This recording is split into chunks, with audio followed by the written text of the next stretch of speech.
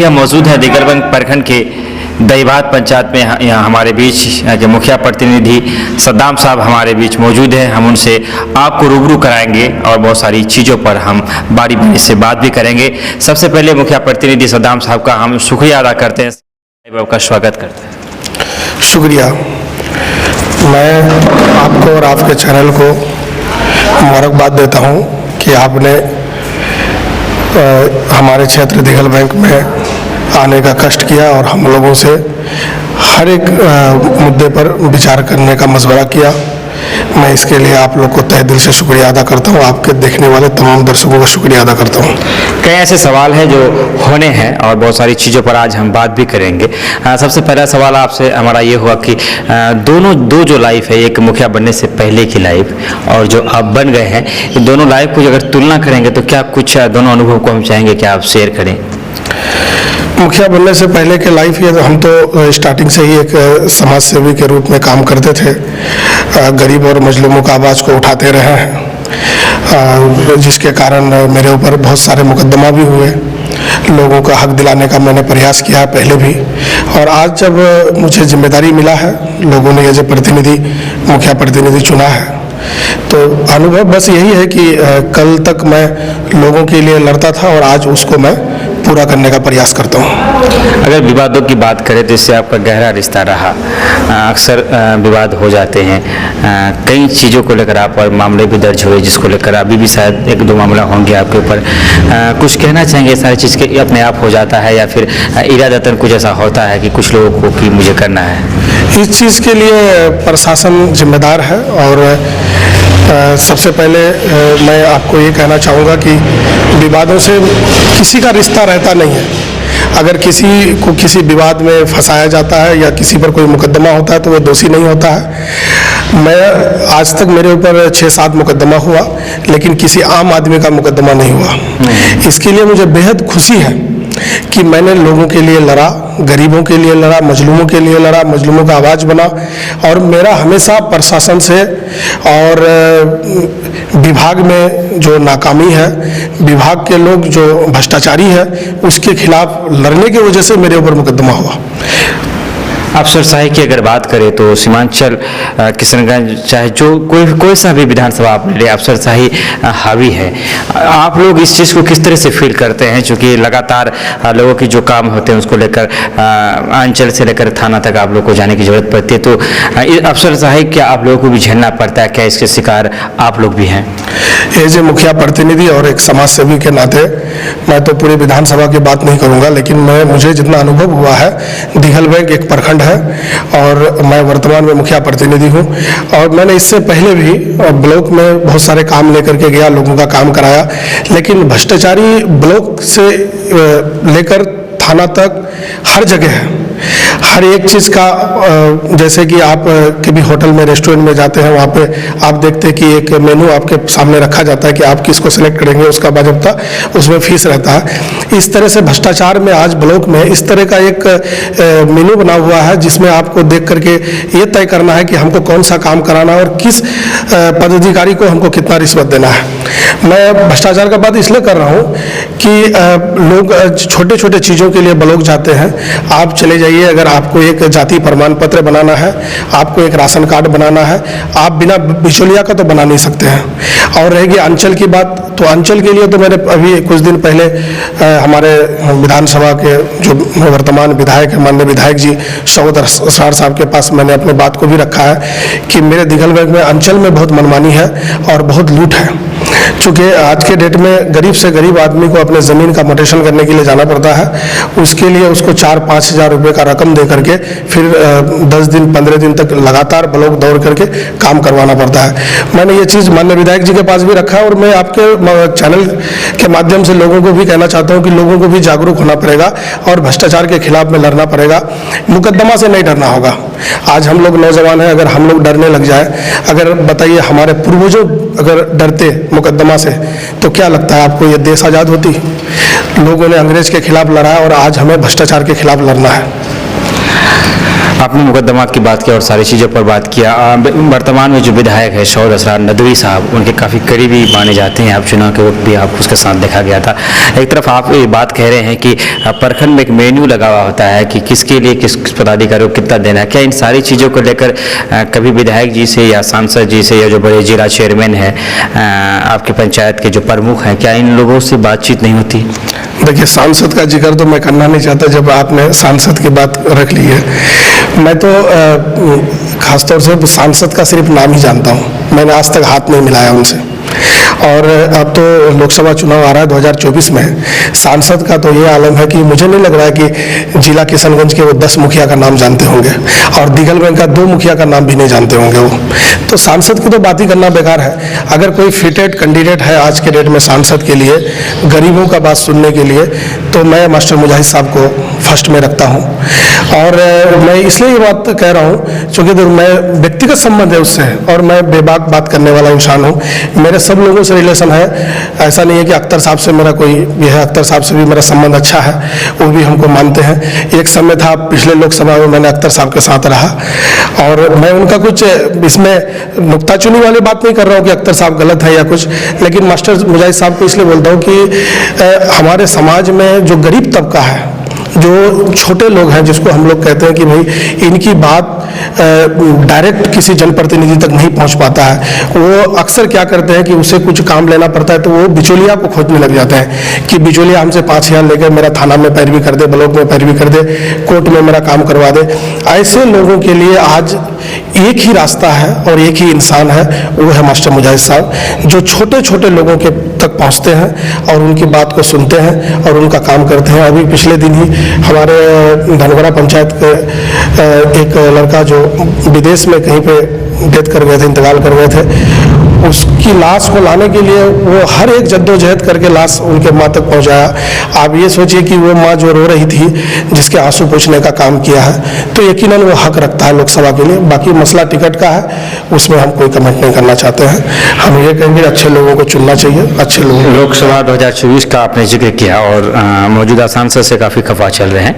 Master मुजाहिद जो कि Janata Dal United के प्रदेश उपाध्यक्ष, वो आपके पसंद में शामिल है, लेकिन सवाल यहाँ पर ये आज भी कायम है कि इससे पहले कि क्षेत्र में आकर मास्टर साहब को लड़ाई लड़ना पड़े, उससे पहले उन्हें टिकट के लिए लंबी लड़ाई लड़ना पड़ेगा। और मुझे नहीं लगता कि जावेद साहब जैसे कद्दावर नेता, जो कि कांग्रेस के बड़े लीडर हैं, जावेद साहब भी कांग्रेस हैं अगर बिहार की बात करें, तो ऐसे में अगर मास्टर मुजाहिद को टिकट नहीं मिलता है तो 3 कैंडिडेट ही हमारे बीच रहेंगे, जावेद साहब, अख्तर साहब, जायसवाल साहब।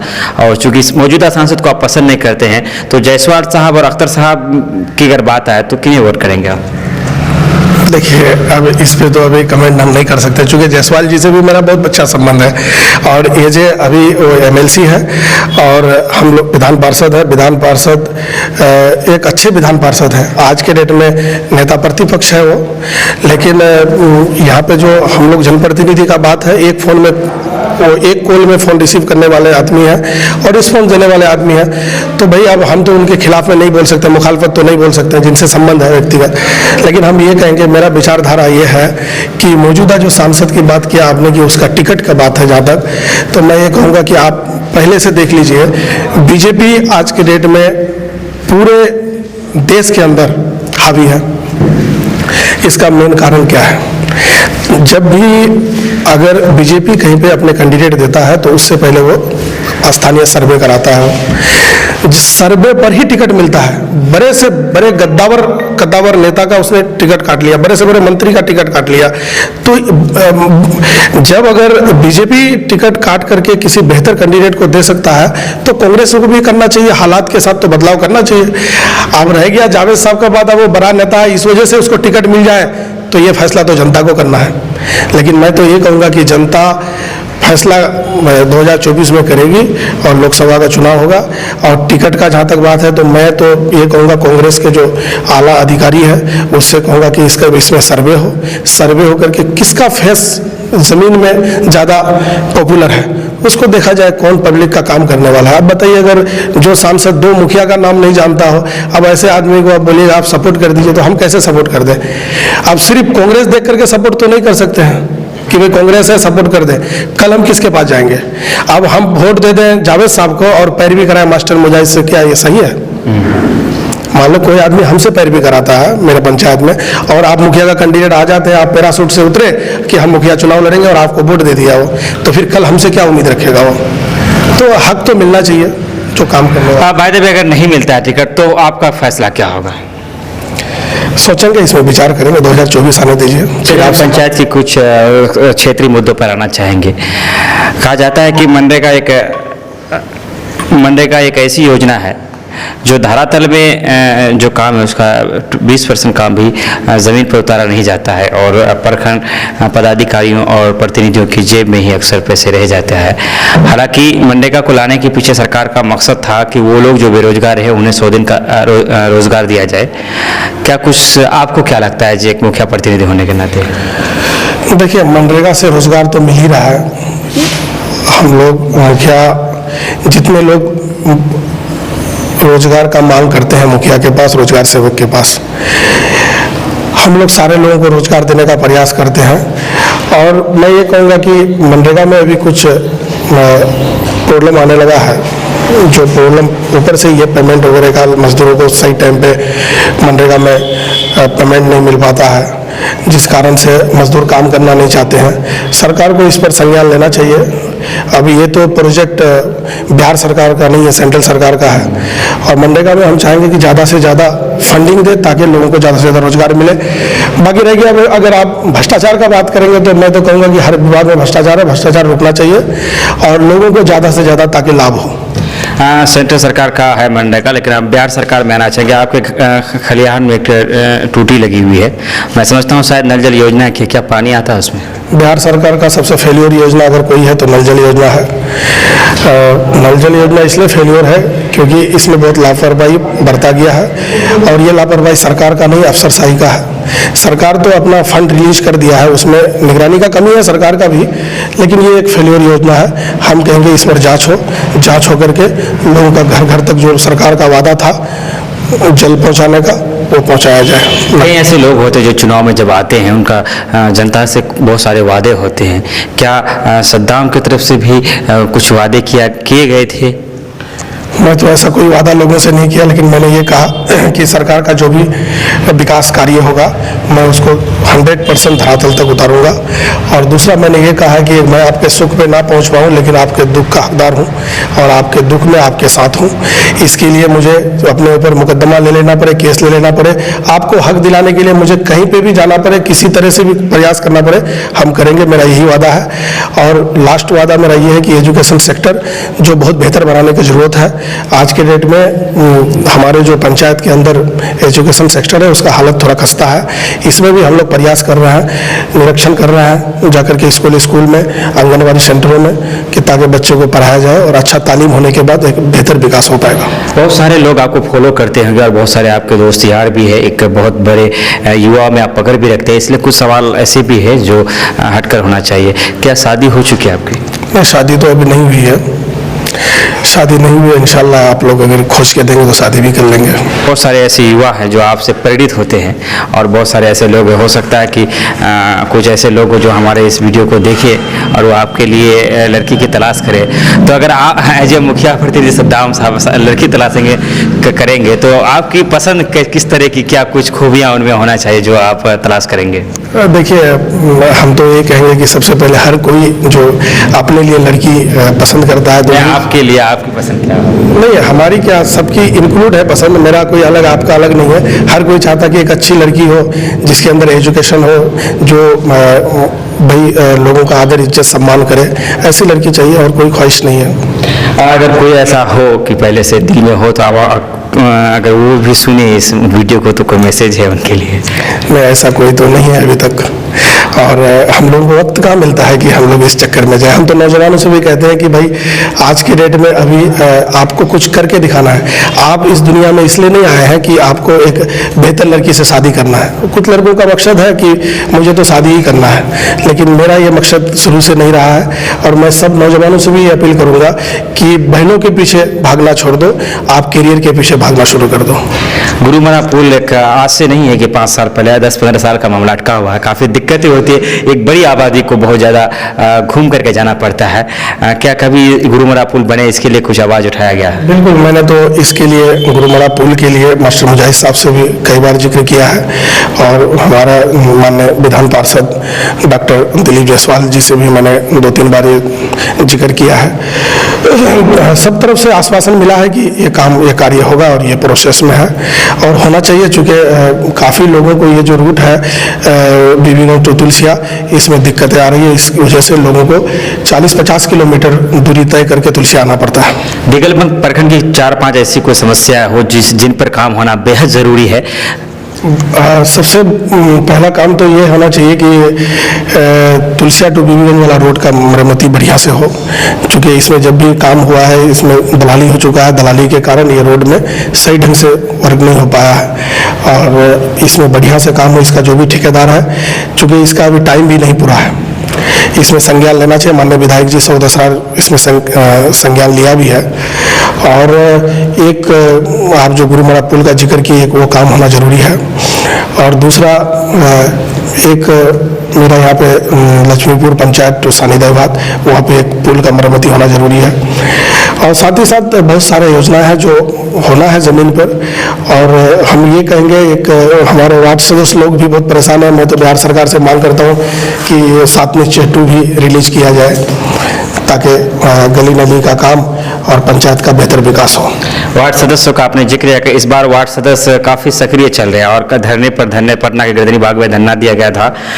वार्ड सदस्यों का जो अध्यक्ष है गन्ने चौधरी से हमारी टीम की बात भी हुई थी। उनका कहना है कि पंचायत के जो ग्राम प्रधान होते हैं उनसे जितनी इज्जत जितनी सम्मान की वो उम्मीद करते हैं वो नहीं मिल पाता है। क्या दैबाद पंचायत के वार्ड सदस्यों को वो सम्मान मिलता है? नहीं, हम लोग तो सम्मान देते हैं, वार्ड सदस्य को सम्मान देते हैं, साथ साथ जनता को सम्मान देते हैं, क्योंकि जनता ने उसे भी चुना है और हमें भी चुना है। और रह गया बात हक का, तो वो अपने हक का लड़ाई लड़ रहा है और लड़ना भी चाहिए। जब तक आदमी लड़ेगा नहीं तो फिर हक का मिलता है। कहा जाता है सद्दाम साहब की राजनीति एक ऐसा दलदल है जो एक बार इस पर कदम रख दे तो उसमें धंसता ही चला जाता है। चूँकि शुरुआत आपने कर दिया है, तो क्या मुखिया तक सीमित रहे, आगे मुखिया ही लड़ेंगे या फिर कोई ऐसा इरादा हो कि अब मुझे बड़ा चुनाव लड़ना है, कुछ चीज़ें हो जो जाहिर कर सकते हैं? नहीं, मेरा तो स्कूल लाइफ से ये शौक था कि हम राजनीति करें और राजनीति एक अच्छा राजनीति करें जिसमें लोगों का हक दिलाएं, लोगों के लिए लड़ें। और रह गया बात कि ये दलदल मेरे लिए तो ये दलदल नहीं है, क्योंकि ये मेरा तो एक मिशन था जिस मिशन को कामयाब करने के लिए हम लड़ रहे हैं। और हम चाहते हैं कि कम से कम शुरुआत तो अपना ब्लॉक से ही करें। जब तक भ्रष्टाचार को बिल्कुल जीरो में लेके नहीं आएंगे दिगलबंद ब्लॉक का, तब तक हम लोग घर नहीं बैठेंगे। भ्रष्टाचार की बात हर कोई करता है कि भ्रष्टाचार खत्म होना चाहिए, भ्रष्टाचार समाप्त होना चाहिए, रिश्वतखोरी बंद होनी चाहिए, लेकिन सबूत के साथ या कि कहाँ पर भ्रष्टाचार होते हैं। चूँकि आप लोग एक प्रतिनिधि हैं, तो किस योजना में कौन पदाधिकारी कितने भ्रष्टाचार लेते हैं, क्या कुछ चीज़ें आपकी जानकारी में है? इस सारी चीज़ें देखिए, आज जैसे आप इंदिरा आवास का बात ले लें, इंदिरा आवास में जब ये सेंट्रल सरकार का प्रोजेक्ट है इंदिरा आवास, इसको प्रधानमंत्री आवास कहते हैं, इसमें अभी लाभुकों को जो पैसा मिलता है इसमें भी बहुत हेराफेरी हो जाता है कहीं कहीं। तो हेराफेरी होने का कारण क्या है? हेराफेरी होने का कारण यही है कि अगर ऑफिस ठीक ढंग से चलने लग जाए तो फिर इंदिरा आवास में या किसी भी चीज़ में या मोटेशन में ये रिश्वतखोरी का तो मामला ही नहीं आएगा। मेरा कहने का मतलब है कि जो अधिकारी लोग हैं, अगर ये लोग सोच लें कि भाई हमें रिश्वत नहीं लेना है, हमने जो नौकरी करना है जिससे हमें वेतन मिल रहा है, बस इसी से हमको अपना ज़िंदगी गुजर बसर कराना है। लोगों का इच्छा अपार है और इच्छा के कारण ही भ्रष्टाचार को बढ़ावा मिलता है। एक राजनीतिक घटनाक्रम जो कल का ही है, राष्ट्रीय जनता दल ने किशनगंज को नया जिला अध्यक्ष दिया। कमरुल हुदा जो कि ऑल इंडिया मजलिस इत्तेहादुल मुस्लिमीन के पूर्व विधायक थे, 2-3 दिन हुआ उनका पार्टी ज्वाइन करते ही उन्हें जिला अध्यक्ष बना दिया। सरवर आलम जो कि जिला चेयरमैन भी रह चुके हैं और उनके नेतृत्व में पार्टी ने जो चीज़ें किया, जो मजबूती प्रदान की, वो किसी की आंखों से छुपा हुआ नहीं है। इस सारी चीज़ को लेकर आप क्या कहना चाहेंगे? देखिए, व्यक्तिगत सरवर भाई तो बहुत अच्छे इंसान हैं, मेरा उनसे काफ़ी अच्छा खासा दोस्ती है, हमको छोटा भाई भी मानते हैं और काफ़ी दफ़ा उससे बातचीत भी होती है। वो पहले से भी अपना इच्छा जाहिर किया कि हम पार्टी के लिए काम करते हैं, सक्रिय नेता है वो। और पार्टी के लिए वो बहुत बेहतर काम किए हैं। किशन जिला में पार्टी को मजबूत करने का सबसे बड़ा हाथ उसी का है। राजद में एक बहुत बड़ा कमी है, हम भी राजद का युवा प्रखंड अध्यक्ष रहे हैं और अभी इस बार हम लेटर नहीं लिए हैं क्योंकि कुछ अंदरूनी तकलीफ भी रहा है। क्योंकि जब आदमी किसी परेशानी में किसी मुद्दा को लेकर के बात करता है तो राजद का जो यहाँ पे बड़े बड़े लीडर हैं, बहुत सारे एमएलए हैं, ये रिस्पॉन्स नहीं देते हैं और इसी बात से हम नाराजगी भी जाहिर करते हैं आपके माध्यम से। और रह गया कि नया जो जिला अध्यक्ष राजद ने दिया है किशनगंज को, उसको मुबारकबाद देते हैं और कामना करते हैं कि राजद को और मजबूत करेगा किशनगंज में। हम लोग सब राजद के साथ हैं और साथ ही साथ सरवर भाई को भी मुबारकबाद देते हैं कि उसने पार्टी को पहले से बहुत मजबूत बना करके दिया है और आज एक सरवर भाई एक बढ़िया लीडर है और आने वाला भविष्य में एक बढ़िया नेता बन के दिखाएगा। एक आखिर सवाल आपसे करना चाहेंगे कि राजद वाले अक्सर सवालों से बचते रहते हैं, चाहे राष्ट्रीय जनता दल के विधायक हो या उनके जिला अध्यक्ष, उपाध्यक्ष, प्रखंड अध्यक्ष हो, आप किसी से भी संपर्क करने की कोशिश करेंगे तो बहाना बनाते हैं। उनके पास वक्त नहीं होता है कि वो समय दे सकें, या तो वक्त नहीं होता है या फिर सवालों से बचना चाहते हैं। चूंकि आप मिले हैं तो हम आप ही से सवाल दाग देना चाहेंगे, हालांकि आपका राजद से कोई लेना देना नहीं है। किसे जिला अध्यक्ष बनाया गया, किसे हटाया गया, इससे जनता को क्या सरोकार? जनता को सरोकार है कि तेजस्वी प्रसाद यादव ने कहा था कि सीमांचल आयोग का गठन किया जाएगा, सीमांचल को स्पेशल पैकेज दिया जाएगा और किशनगंज एक ऐसा जिला है जिनमें बहादुरगंज, ठाकुरगंज और कोचा धमन में राष्ट्रीय जनता दल का विधायक है। 3 विधायक राष्ट्रीय जनता दल के होने के बाद भी यहाँ पर एक भी मंत्री पद नहीं बनाया जाना, क्या आपको नहीं लगता है कि राजद से या महागठबंधन से यहाँ की जनता जो आंख मूंद कर प्यार करती है, इसी प्यार को अंधा प्यार कहा जाता है, लव इज ब्लाइंड? ना, बिल्कुल सही बात है। हमारा नेता तेजस्वी यादव बिहार के लिए तो एक उच्च विचार रखा है और हम लोग सहमत हैं उससे, लेकिन सीमांचल के लिए कुछ अनदेखी किया गया है जिसमें अभी जो विधानसभा सत्र चला उसमें हमारा माननीय विधायक सैयद असरार साहब ने आवाज़ भी उठाया कि कुछ चीज़ों में हम मायूस हैं और प्लस हम ये कहना चाहेंगे कि तेजस्वी यादव को सीमांचल का जो गुर्बत है, गरीबी है और यहाँ के लोग जो उनको बेपनाह मोहब्बत करते हैं, इसके लिए एक स्पेशल पैकेज का ऐलान होना चाहिए सीमांचल के लिए। और सीमांचल का विकास तभी हो पाएगा जब इसको एक स्पेशल दर्जा दिया जाएगा। तो इसके लिए तो हम लोग मांग करते हैं अपने नेता तेजस्वी यादव से।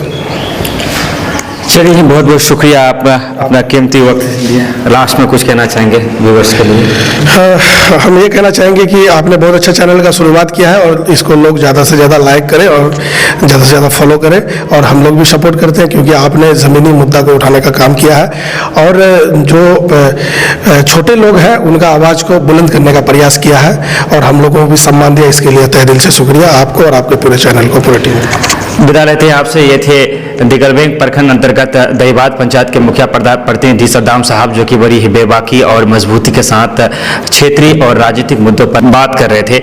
हमारे उनके दरमियान जो वार्तालाप हुई, इसको लेकर आप अपनी राय क्या रखते हैं? क्योंकि हमारे लिए सबसे ज़्यादा महत्वपूर्ण है आपकी राय। आपकी राय बहुत महत्वपूर्ण है, हम चाहेंगे कि आप अपनी राय जरूर दें। विदा लेते हैं आपसे इस वादे के साथ, फिर आएंगे। धन्यवाद, शुक्रिया।